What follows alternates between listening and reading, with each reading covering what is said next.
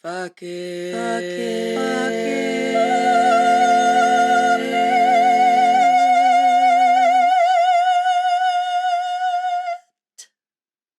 Hey, mama.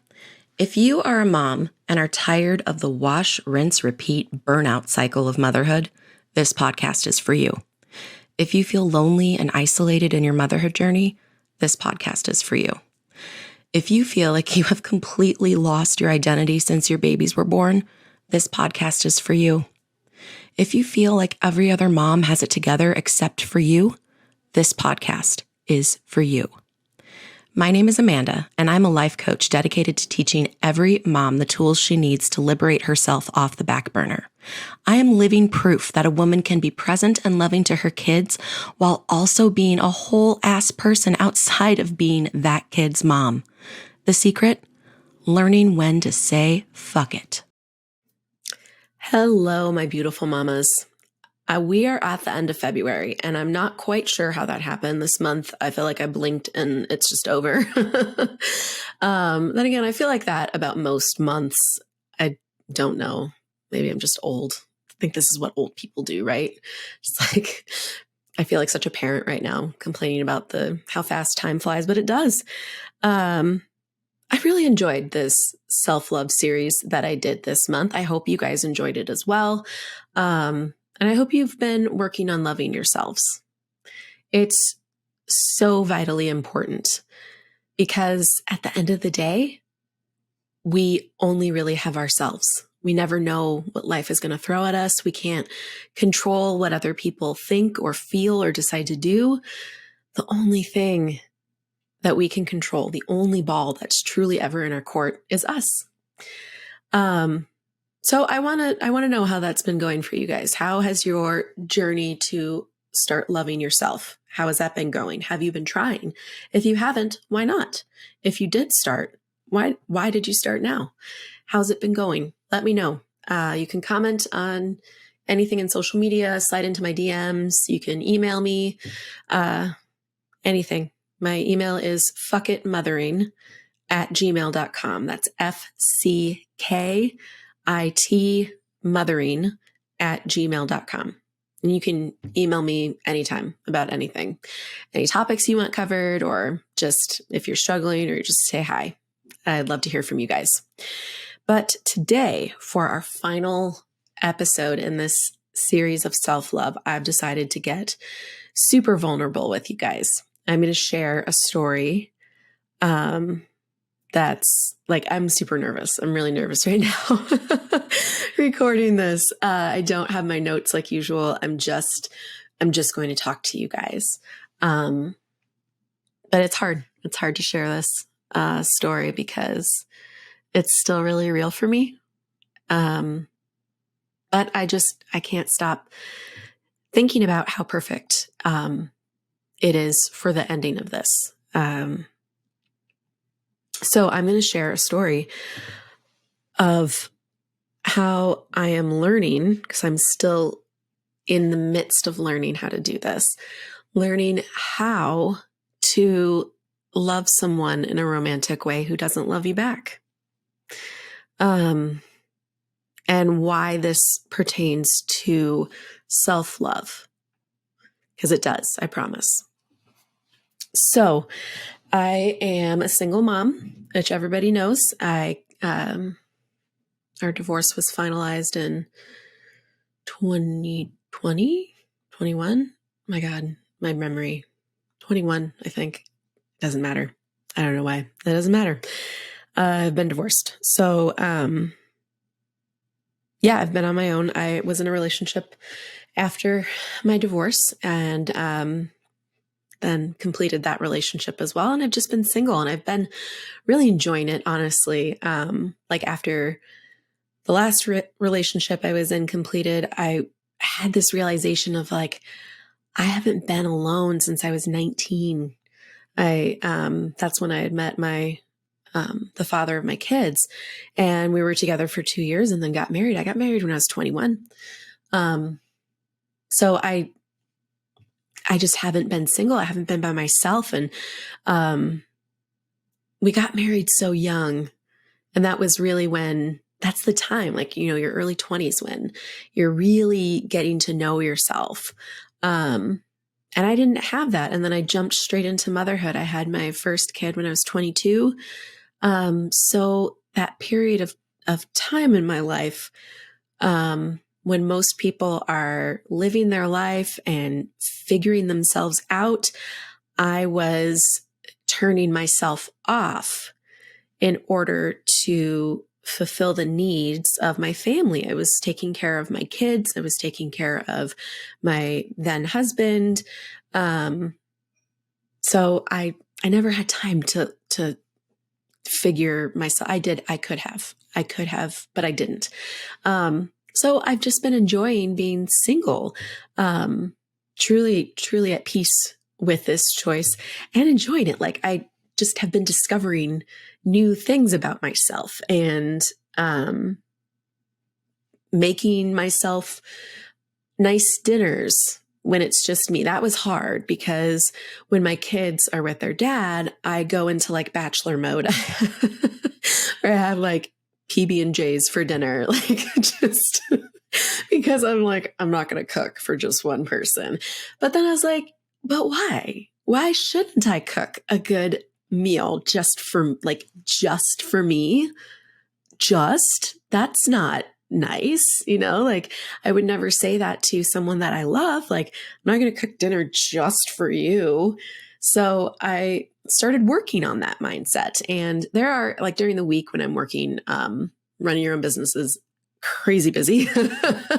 I do still eat quite a few peanut butter and jelly sandwiches, I'm not going to lie, but I make a point to make myself a nice dinner on usually Friday night, sometimes Saturday night, like basically throw a little date night for myself. I've been good about buying myself flowers and, but then also I started like writing notes to myself, like encouraging notes. Cause my, primary love language is, words of affirmation. And then second one is acts of service. And so whenever I'm in a relationship, I would always leave, little notes of encouragement for my partner to find, or, randomly text them something, because that's how I speak love. And I realized I wasn't doing that really for myself.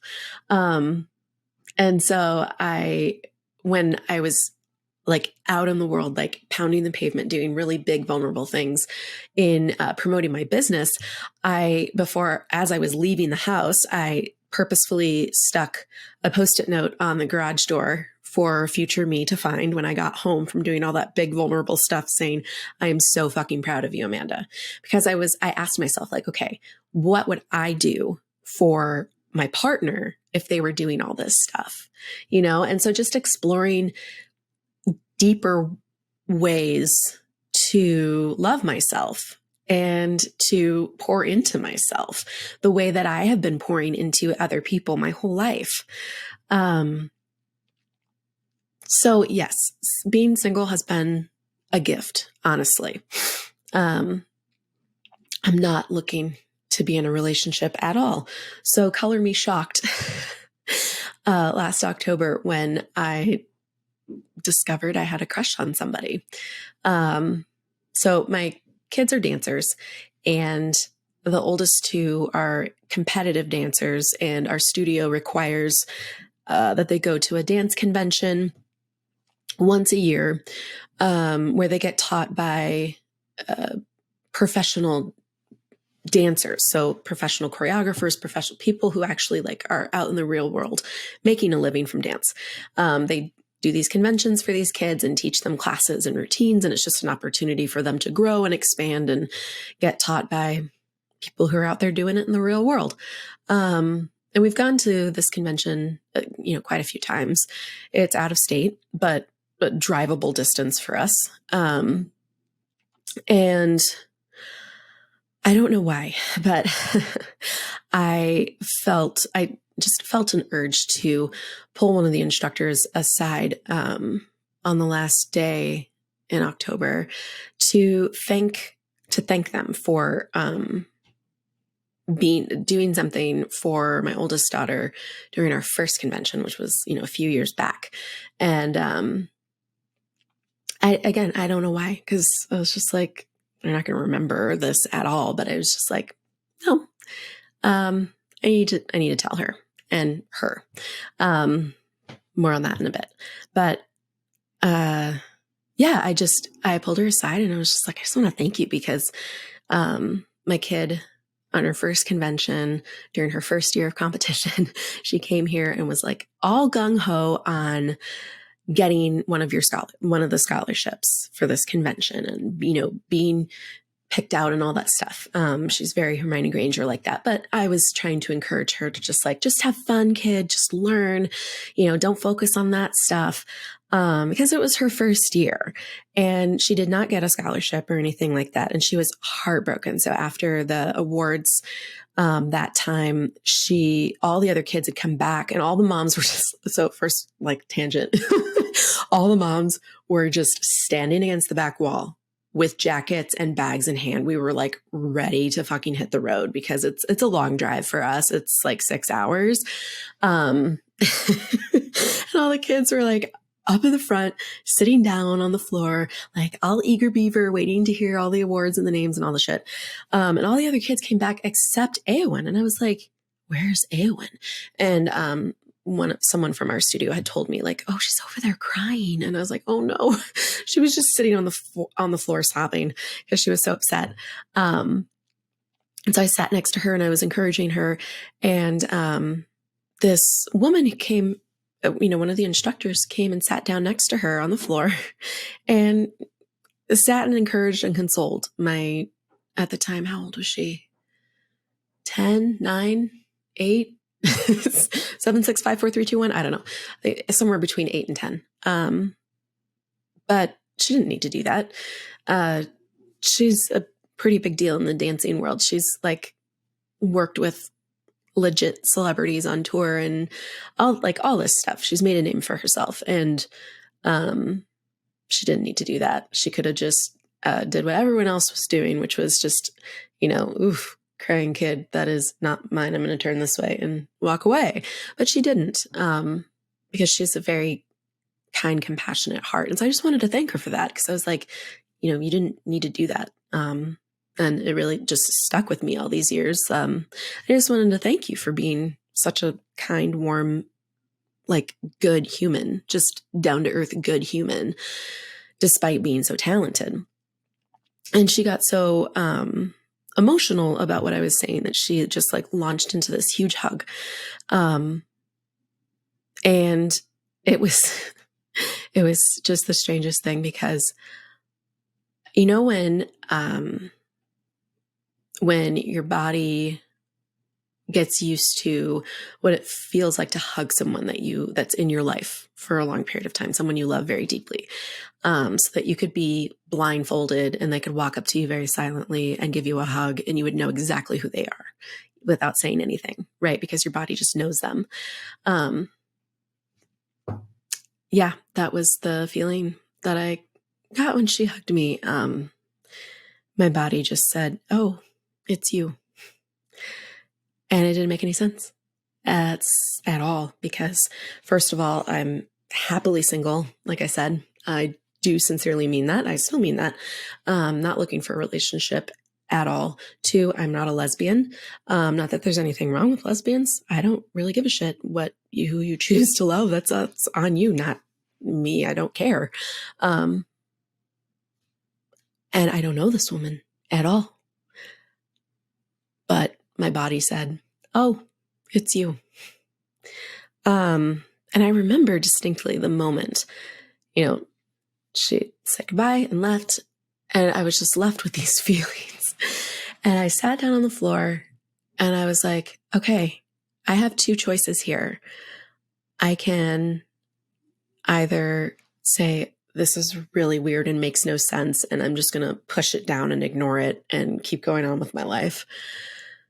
Or I can choose to keep it and explore it because why not?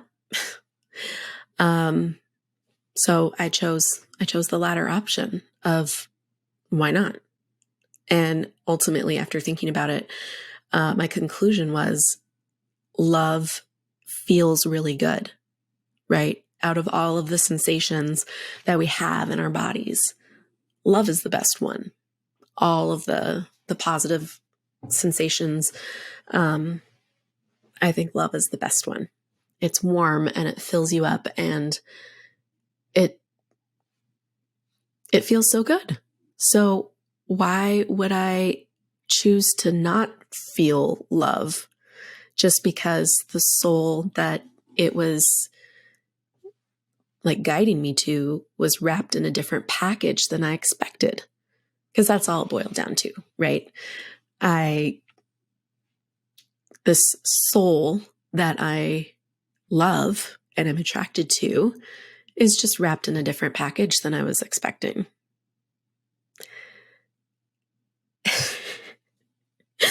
Oh, I'm sorry. I need a drink of water.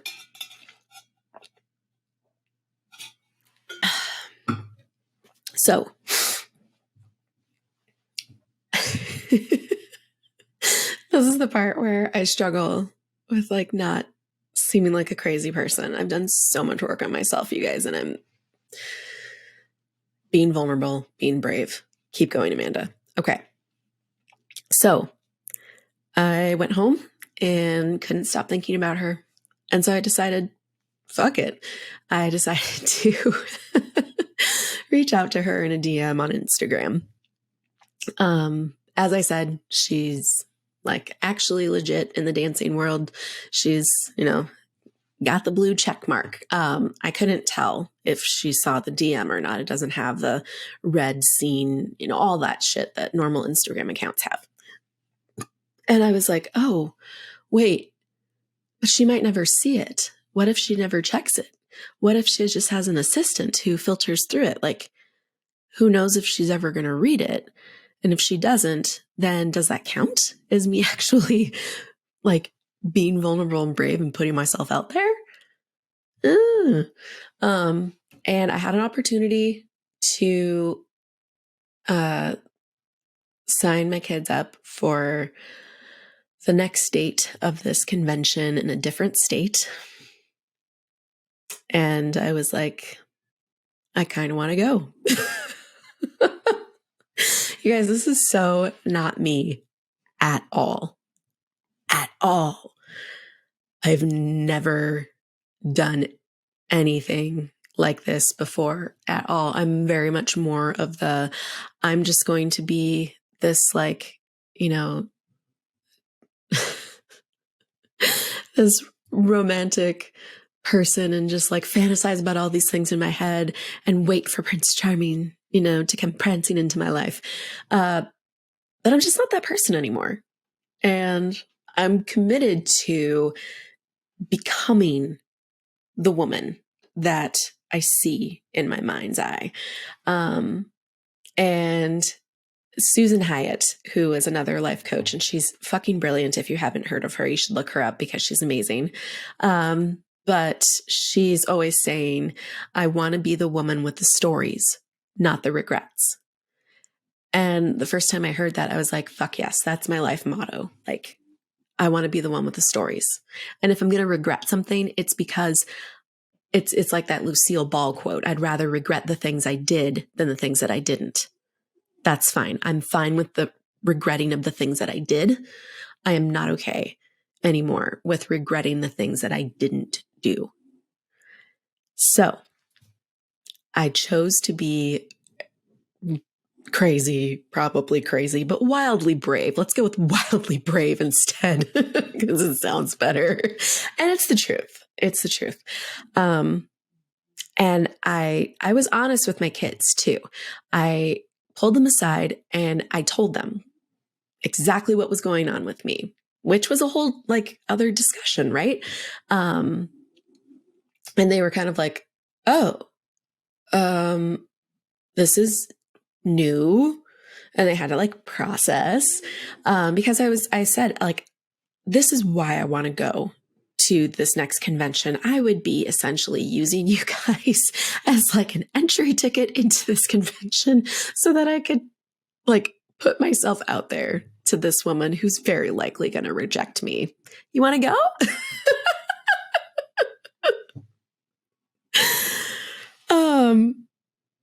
And after they were done processing, they were like, okay, yeah, let's go. Let's do it. Because they're just awesome. So I did it. I signed them up for another convention, which, okay, that's fucking nuts. That's fucking nuts because I had already survived the mandatory one. I don't know if any of you are dance moms listening to this, but the conventions are not fun for the parents. You sit in a convention center all weekend long and watch your kids do 6 hours of fucking dance class with a tiny lunch break. So it's not even enough time for you to like go get some real food. You have to just pack sandwiches, from the hotel room. You have to it's just awful. It's just awful. I don't enjoy this, like sitting on the floor of a convention center for a weekend. My hips and back already survived the first one. Here I am, like volunteering as tribute to do it again. Love makes you crazy. I knew I would regret it if I didn't do it. So, thanks.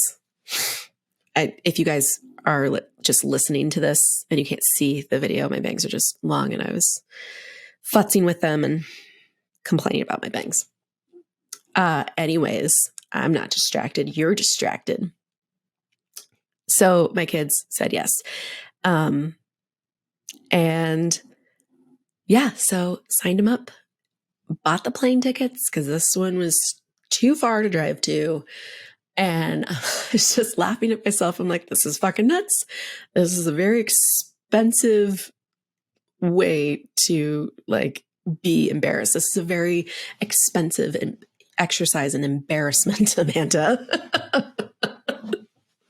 But we were doing it.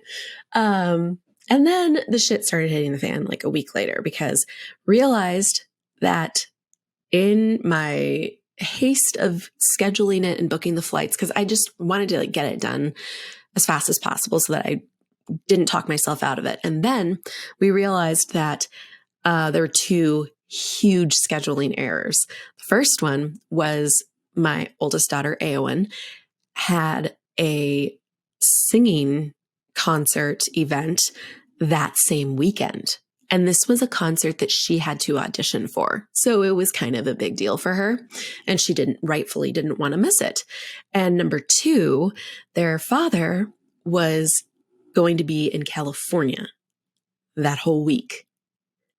And like, I needed him to watch the other 50% of the children.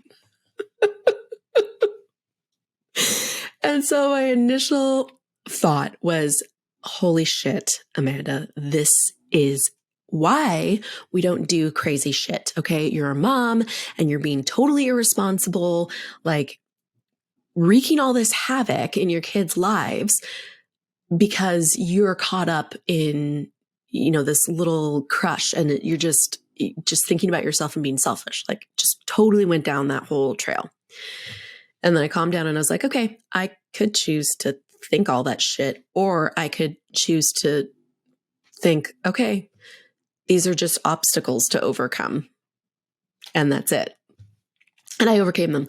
So what we did was we swapped Laurelyn for Eowyn because TSA doesn't actually require like photo identification for children.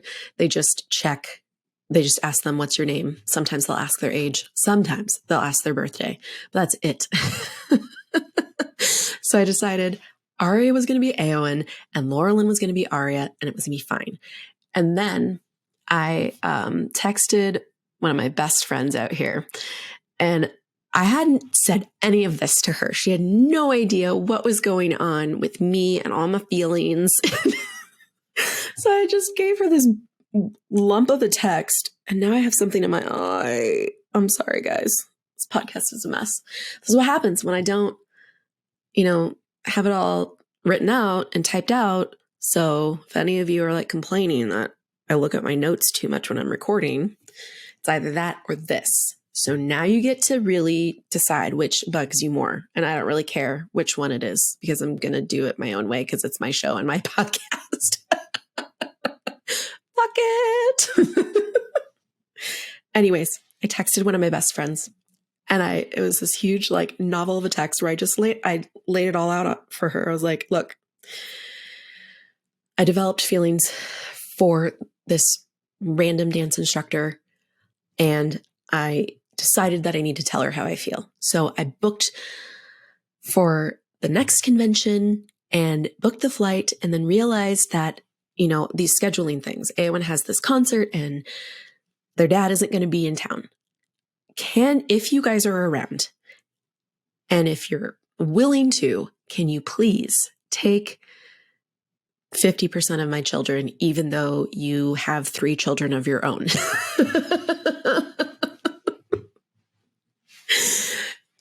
And this is why I love this woman so much. She was just like, let me check with my husband, but yeah, we're around, so it should be fine. And then, yeah, she ended up taking my oldest and my youngest without any questions. Like, she did not question anything at all, because she knew that she would get all the details eventually whenever we had a chance to have like mom time without any of our kids around. Like, that is true love. That is true, like, what is the phrase? It's, oh my God, my brain is going blank. Unconditional love right there. Because she just had my back instantly, didn't need the explanation, wasn't going to question my motives or my desires or like what I was doing with my life, wasn't questioning if I had lost my goddamn mind. She was just like, bitch, I got you. Everyone needs that friend, the bitch, I got you friend. And I am so lucky that I have more than one of the bitch, I got you friends. Anyways, so we were going and we went. And then the time came where I had to put my money where my mouth was. The moment had arrived and I was terrified, and I wanted nothing more than to just like say, never mind.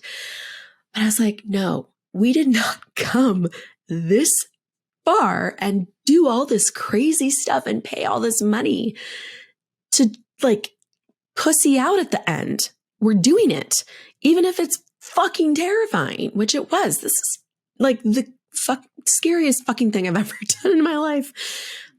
But I did it.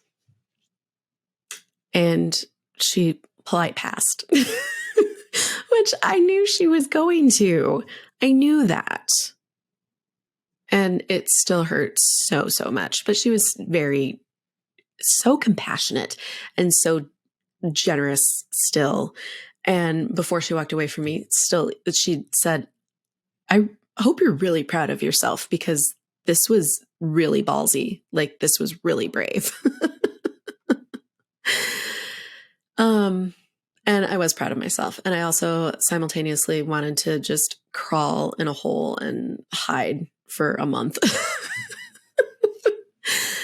So all of that like lead up to get to the actual point of this podcast, 27 minutes in, which is I now have been carrying love for someone for months who I know without a shadow of a doubt doesn't feel the same way for me. It has been the biggest exercise and thought work that I've endeavored. It's been really illuminating and eye-opening and pushed me to grow in so many ways, right? Because so many of us treat love very conditional. It's very much like, my love depends on what you can do for me, either emotionally or intellectually or physically or practically, right? But if that person, whether it's a friend or a family member or, a romantic partner especially, but no matter the relationship, our love usually depends on, okay, what are you going to do for me? And if you stop doing those things, probably going to stop loving you. Right. Um, and so I am in this position again where, I have this love for this person, and she does nothing for me in any sort of way. We have no relationship whatsoever. And yet I'm sitting here choosing to love her. And I realized I went through my journal before hopping on here just to reread all of the entries, surrounding this, to refresh everything. And I think I might just share. I know I said I wasn't going to read anything in this episode, and here I am. So, yeah, I was having a really rough day where I was just like so miserable because it's hard. It's hard to have such a strong desire and have it not be fulfilled. It's hard to wrestle with loving someone who doesn't love you back. It's challenging everything that I thought I knew about love. And so I have times when I'm like, this is really fucking miserable, and I don't know why I'm doing this to myself. I don't know if this is actually like good for me. And then I sit and do work on it. So this was one of the days when I was suffering. And then I went back and listened to 2 different episodes from the Unfuck Your Brain podcast with Carl Lowenthal. I know I mentioned that podcast like every other podcast here at Fuck It Mothering because it fucking changed my life. If you haven't yet, please go check her out. She's amazing. I will try to find the episodes I'm talking about and link them here. I should write myself a note about that so I don't forget. But anyways, they were about learning how to appreciate unfulfilled desire, because she made the point of like the desire is like the good part. That's what like feels so good, but it's such a strong feeling that we just push ourselves to fulfill that desire as soon as possible, right? But then once it's fulfilled, the desire goes away. And so she was arguing like, can we learn to live in and also enjoy unfulfilled desire? Which is such an interesting concept. And that's what I've been working on. And also one of her episodes on love and how no one else can feel your love, which I fucking experienced in the flesh in my own life, right? I was standing in front of this woman, like sharing all of my feels, being so vulnerable and feeling so much love for her. And she didn't feel the same way. And I had struggled so much with that night, even though I was like, I know logically that my love is for me, but how could she not feel it when I'm standing there? And then it just took one thought to make that pity party just go completely away, which was, wait, this has nothing to do with her and everything to do with me. It doesn't matter. It doesn't matter if she reciprocates it. It doesn't matter if she fully understands like the depth of what I'm feeling and what like this grand gesture that I did just to have the opportunity to talk to her and like share this with her. It doesn't matter because I see it. I see how amazing I am in doing this and making this grand gesture and pushing myself out way, way outside my comfort zone and risking such a in-person huge like rejection. It pushed me. I pushed myself into such a vulnerable position, and I did it with reckless abandon. And I just had this moment where I was like, Amanda, I am so proud of you. And I see all that you did. And I see all the love that you have. And I am really proud of you. because that's what it was all about. Anyways, back to the day that I was going back to like suffering and stuff. I realized my suffering was not stemming from my love, because I was talking about how, is this actually good for me? Is this like serving me to hold on to this love when I have such intense like the ebb and flow of just living in the love and feeling the joy of it and like letting that fuel me.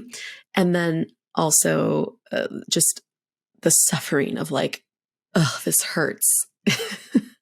But I realized my suffering was not from my love.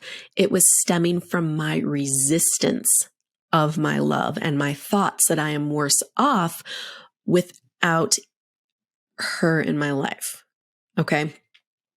And I said last night and this morning, I was telling myself that I couldn't stop thinking about her, as if my love was an outside force that was making me feel miserable and I had no control. But of course, none of that is true. I control my thoughts always. The only reason I thought I should stop thinking about her was because there was a shame monster hiding in the back whispering, "You are so pathetic. She doesn't want you. Why are you wasting your love on her? You're going to be stuck loving someone who doesn't love you forever. You're going to choose to be alone with fake happiness that only exists inside your head and become a crazy person." Shame monster is mean, guys. Like, she's so mean. This then caused the thought that I should stop thinking about her so that my love can start fading away. But giving into that led me into the suffering of resisting, because my truth is that I want to love her. The truth is I would have to change my thoughts about her in order to stop loving her, because my thoughts about her are what's creating the love. And I don't want to change those thoughts. I think she's a wonderful person. I also think that love feels amazing. We love people who aren't actively a part of our lives all the time. The only reason why we get hung up on experiencing love for someone we would like to date when they do not share our feelings is because we think that we only have a limited amount of love to feel from our romantic love tank. Them not loving us back means there is something wrong with us. And the simple belief that we should not love someone who doesn't love us back. Ooh, I just rocked everything. Sorry for the earthquake that just happened if you're watching this on video. But I usually have my notes like on the computer and I'm reading from my journal, which, by the way, like, how awesome is this? If you're just listening, it's a picture of a cactus and it says free hugs on it. This is me in a picture right here. Anywho, back to my journal entry that I'm reading to the world. I'm crazy. But my love is for me. My thoughts about her are what are creating love for her. I don't want to change my thoughts of her. It does not make me pathetic to keep this love. On the contrary, it makes me incredibly brave. I'm choosing the hard path of learning how to love for the sake of love instead of because of what someone else does for me. Of learning to enjoy the pleasure of desire for the sake of pleasure instead of only what my desire can do for me. In other words, satisfying the desire. Keeping my love for her does not mean that I will be incapable of loving someone else. I think Kara is right in that all love is equal. Romantic love isn't a special unicorn. Love is love, expressed and experienced a million different ways because of how we think about it. So here I am, loving someone who doesn't love me back, and how this all ties into self-love. I would not be able to do this if I did not love myself. I would not be able to have to withstand that kind of a rejection if I didn't love myself. My love is for me. It's for me to feel, not for her, not for anyone else. It's only for me. I'm the only one who can feel it. And all of the shame monster thoughts that have come up during this time, the shame of feeling pathetic for continuing to love her, even though she doesn't reciprocate, like that has caused me to do such deep work on myself. And if I didn't love myself, I would not be able to do that work. If I didn't love myself truly and deeply, I would be spiraling in shame. I would be numbing and buffering and trying to make it go away. I would be looking for outside validation, someone else to affirm, oh, she's crazy because you're amazing, blah, blah, blah, blah, blah. I don't think she's crazy. I also don't think that I'm crazy or pathetic. You can be the juiciest peach in the world, and there's still going to be people in the world who don't like peaches. Sorry, my voice like cracked a little bit. I'm not sure if that actually recorded, so I'm going to try saying that again. You can be the most delicious peach in the world, and there's still going to be people who don't like peaches. It's not that they're bad people, and it's not that you're a bad peach. It's not that they should like peaches. They're perfectly entitled to not. It's okay. She's not a bad person, and I'm not a crazy person. Both can be true at the same time. And I can still choose to keep my love for her through everything, through all of it. And I'm choosing to do that because love feels good. So why would I not want to feel it? So I think that's all. I think that's all for this one. I felt like it was important to share it, and I hope that it inspires you and it helps you in your own journey of loving yourself and your journey of just realizing what love is actually for. Love isn't there for someone else to validate you or to make you feel worthy. You already are worthy. You're worthy because you exist. And the only validation you ever need is your own. And when you know that, and when you truly love yourself, then you're in a position to love someone cleanly. Like, what I mean by that is you won't love them for what they do for you. You'll love them because you're choosing to love them, because the thoughts that you have of them create the sensation in your body that is love. And it's not because they always take the trash out and they massage your feet every Friday night, or just, whatever it is. Those things are always nice, obviously. But it's not, your love doesn't stem from what they do for you. It's a choice that you make because of the type of person they are. It's because they're kind and compassionate and fully themselves. They're the perfect weird to match your weird. I don't really have a good button to close this up because I'm winging it, which is also scary and vulnerable for me. And I hope this episode isn't like a hot mess expressive thoughts and opinions. But again, I felt it was important to share this one with you guys. So I'm going to end it before I ramble anymore. I hope you guys have a fabulous day. Never shy away from love. And choose to be the woman with the stories, not the regrets. If you're going to regret something, let it be something that you've done, not something you didn't do. See you next Sunday.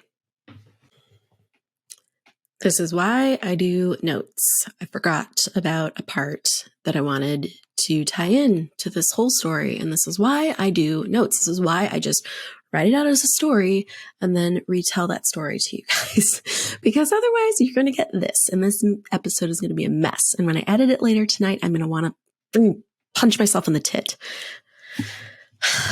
Anyways, there was another journal entry where I was like processing something. This whole, is it harming me, right? Am I better off or worse off holding on to this love dynamic? I realized, because the main emotion was just sadness, really. It was sadness. I was sad. The parts of a relationship that I do miss desperately are the cuddling and the kissing. Like, I really miss making out. Like, obviously sex. Okay, fine, sex. But kissing. I love just making out, even if it doesn't lead to anything else. It usually always does. But you know what I mean? Maybe it's just me. I don't know. But I was just thinking about that and just feeling sad because I'm like, oh, I really wish I had a partner to cuddle with and just make out. And so I was going back to is this truly good for me or not? But I realized sadness is not harm, because I was earlier in this entry, I was like, do no harm. That's what I keep telling myself, like, do no harm. There's nothing wrong with me. I'm longing for someone I love, which is a perfectly normal part of the human experience. I'm not harming myself. Even if I let go of my love for her, I would not escape sadness. I would just be sad over different things. At least this way, my sadness has the intense warmth of my love for her as a companion. You can never escape the human experience. There is no exit ramp. And when I realized that, I was like, oh, I feel so much better. I'm not driving myself crazy, right? Because I would just be sad over something else. If I chose to change my thoughts about her so that I didn't love her, I would just be sad over something else. You can never escape the human experience. The human experience is always 50-50, guys. It's going to be 50% positive emotions and 50% negative emotions. But regardless of the emotion, it's just a sensation in your body. And it's okay. You're going to survive it. I survived it. And today I don't feel sad. Mostly because my sister's in town. And we're going to spend the rest of the day together until the kids get out of school. That's all. Future Amanda, later tonight Amanda, have fun editing this mess. Are you living your best wild one life? You're not? Why the fuck not? What are you waiting for? The time to live is now, mama. Click the link in my show notes to set up your free 30-minute coaching and consultation so you can experience how life coaching can change your life. You've put yourself off long enough. It's time to pour into you. Join the community of Fuck It Moms by following me on Instagram and Facebook at Fuck It Mothering. That's fuck without the U. So FCK It Mothering. Make sure you subscribe to my channel so you never miss your weekly encouragement. And please rate, review, comment, and share. All of these things help with the algorithms, so that way when other overwhelmed moms are looking for encouragement, they can find me. Every month, I give away one of my favorite books to a lucky winner. All you have to do to enter is write a review or tag me in social media when you share an episode. See you next Sunday, gorgeous.